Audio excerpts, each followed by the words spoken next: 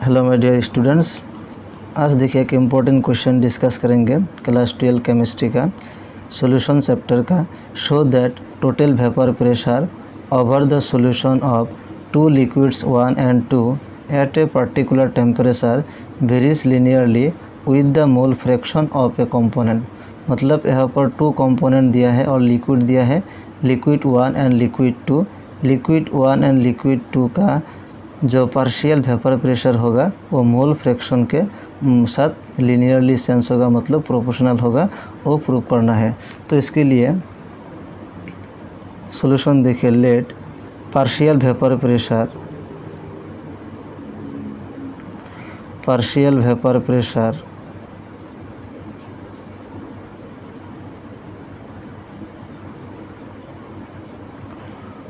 Of liquid 1 equal to P1 consider किया है, क्योंकि यहाँ पर लिक्विड 1 दिया है एंड लिक्विड 2 दिया है। सो लिक्विड 1 का पार्शियल वेपर प्रेशर कितना कंसीडर किया, P1, and partial vapour pressure of liquid 2। So liquid 2 का पार्शियल वेपर प्रेशर P2 मान लिया है। ओके, क्लियर हो गया। Partial vapour pressure of liquid 1 P1 हो गया and partial vapour pressure of liquid 2 P2। Okay, so total vapour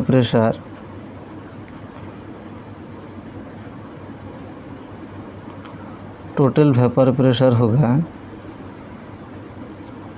equal to P total.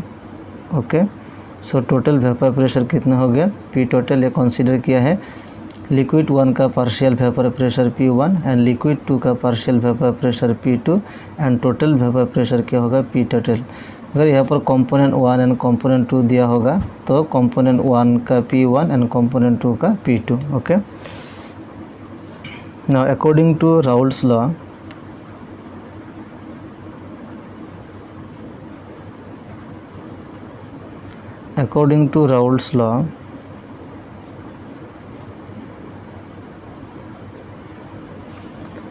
For liquid 1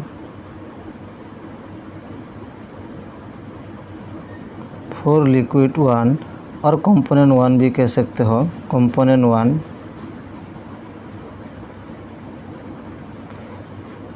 according to Raoult's law के अनुसार क्या होगा, फॉर लिक्विड 1 के लिए और कंपोनेंट 1 के लिए P1 मतलब partial vapour pressure of component 1 P1 is directly proportional x1 और chi1 मतलब mole fraction of the component 1।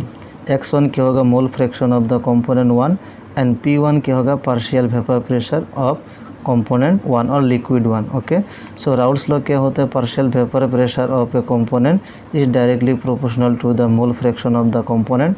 ये होता है, that's why P1 is directly proportional x1। Okay, और इम्प्लाइज P1 इक्वल एक प्रोपोर्शनल कांस्टेंट आएगा, that is called P1 naught x1। Okay, clear हो गया। P1 equal to P1 naught x1। यहाँ पर P1 नॉट क्या है, P1 नॉट है the vapour pressure of pure component 1, मतलब प्योर कंपोनेंट का जो वेपर प्रेशर वो P1 नॉट होगा एंड P1 क्या होगा, partial vapour pressure of the component 1। Component 1 का partial vapour pressure P1 and component 1 pure component का मतलब जो वेपर प्रेशर होगा वो प्योर कंपोनेंट 1 का वेपर प्रेशर कितना होगा, P1 नॉट। ओके, ये हो गया। अब देखिए for liquid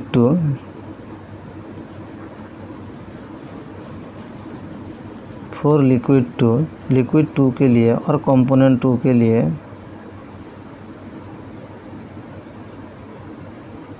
okay, for liquid 2 और कंपोनेंट 2 के लिए क्या होगा, सो P2 partial vapour pressure of component 2 इस डायरेक्टली प्रोपोर्शनल क्या होगा, x2 होगा। ओके, और इम्प्लाइज P2 इक्वल टू यहाँ पर P2 नॉट आएगा, सो P2 नॉट x2। अब देखिए P2 नॉट क्या है, P2 नॉट है पार्शियल नहीं होगा vapour pressure of pure component 2, मतलब प्योर कंपोनेंट 2 का वेपर प्रेशर होगा P2 not. Okay, so P1 क्या होगा, P1 equal to P1 naught x1 and P2 equal to P2 naught x2। According to Dalton's law, Dalton's law के अनुसार क्या होता है, देखिए, according to Dalton's law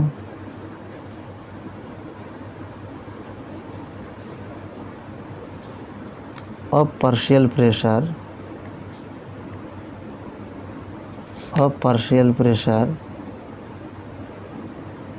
okay, according to Dalton's law partial pressure, P total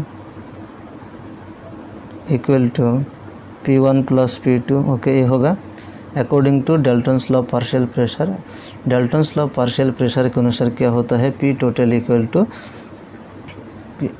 P1 plus P2, मतलब P1 partial vapour pressure of component 1 plus partial vapour pressure of component 2, that's why P1 plus P2। अब देखिए P1 का value कितना दिया है, P1 का value देखिए P1 naught x1, सो P1 naught x1 आएगा प्लस P2 नॉट क्या आएगा, P2 नॉट इंटू x2, ये होगा। सो P1 naught x1 plus P2 naught x2, just P1 and P2 का वैल्यू पुट किया यहाँ पर। अब देखिए यहाँ पर जस्ट अरेंज किया 1 माइनस x2 P1 नॉट लिखा है क्योंकि यहाँ पर x1 है, सो x1 plus x2 equal to कितना होगा, 1 होगा, क्योंकि टू कंपोनेंट का मोल फ्रैक्शन का सम कितना होता है, 1 होता है। यहाँ पर x1 दिया है तो x1 इक्वल टू क्या आएगा, 1 माइनस x2 आएगा, ओके। सो 1 माइनस x2 यहाँ पर पुट किया, यहाँ पर P1 नॉट दिया है, सो P1 नॉट लास्ट में लिखा है, पहले भी दे सकते हैं। सो 1 minus x2 into P1 not plus यहाँ पर x2 पहले लिख दिए, x2 and P2 not, okay. P2 naught x2 ये भी होगा, कोई प्रॉब्लम नहीं होगा। सो x2 and P2 not, just x1 के जगह पर क्या लिख दिया, 1 माइनस x2। अब देखिए P1 नॉट के साथ 1 इंटू करना होगा, सो P1 नॉट के साथ 1 इंटू करने के बाद P1 नॉट ही आएगा, माइनस x2 के साथ P1 not, so x2 P1 not आएगा, प्लस यहाँ पर x2 एंड P2 नॉट पहले से है, सो ये हो गया, अरेंज किया है। नाउ यहाँ पर देखिए P1 नॉट प्लस, ये प्लस का जो पार्ट है पहले लिख दिया, x2 and P2 not minus x2 P1 not, okay, clear हो गया। जो प्लस का पार्ट था पहले लिख दिया एंड माइनस का जस्ट अरेंज किया है।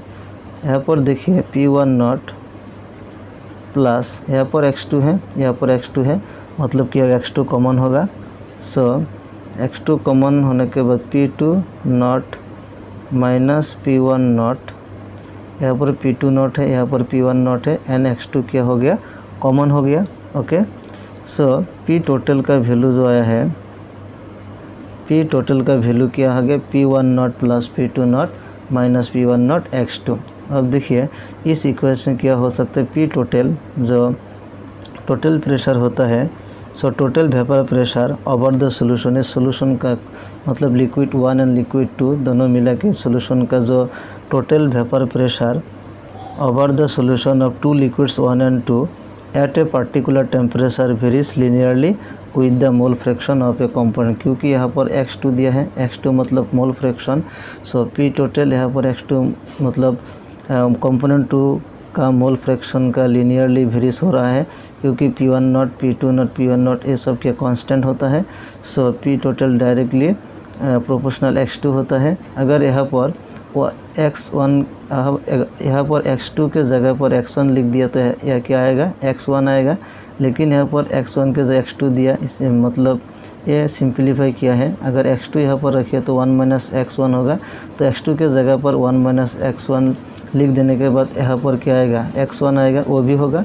सो x1 मतलब कंपोनेंट 1 का एंड x2 मतलब कंपोनेंट 2 का, दोनों भी हो सकता है, 1 और 2 दोनों भी हो सकता है। सो यहाँ पर 2 आया है, मतलब x2 component 2। So partial vapour pressure मतलब total vapour pressure of the liquid और over the solution is linearly varies with x2, क्योंकि यहाँ पर x2 दिया है, x2 मतलब mole fraction of the component 2। So from this equation we can say that total vapour pressure over the solution of liquid 1 and 2 or component 1 and 2 at a particular temperature varies linearly with the mole fraction of a component. So up to this इतने तक लिखना होगा। लिखने के बाद direct तुम लिख सकते हो जो क्वेश्चन में दिया होगा शो दैट, तो जस्ट ये लिख सकते हैं from the equation we can say that total vapour pressure over the solution of two liquids 1 and 2 at a particular temperature varies linearly with the mole fraction of a component. तो इसका answer हो गया। तो P total इसके बाद just equation 1 से वो question में जो दिया होगा जस्ट टोटल वेपर प्रेशर यहाँ से इतने तक लिखने से इसका आंसर हो जाएगा। तो ये होगा इसका आंसर। एंड ये क्वेश्चन बहुत इंपॉर्टेंट है क्योंकि ये राउल्स लॉ के साथ रिलेटेड है। ओके, तो इसके बाद राउल्स लॉ के रिलेटेड और न्यूमेरिकल प्रॉब्लम डिस्कस करेंगे।